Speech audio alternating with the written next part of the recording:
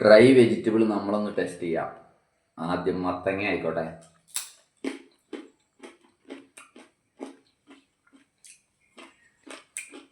വെണ്ടയ്ക്ക നിങ്ങൾ കണ്ടില്ലേ? നമുക്ക്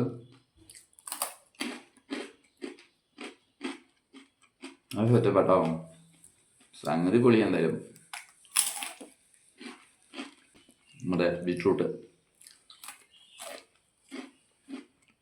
എന്താ ഇത് മറ്റേത് കാച്ചില്. ഇതാ ക്യാരറ്റ്. വെണ്ടക്ക പൊളി സംഭാട്ടോ. എന്തായാലും പയറും. നമുക്ക് ബീൻസ് പയർ നോക്കാം.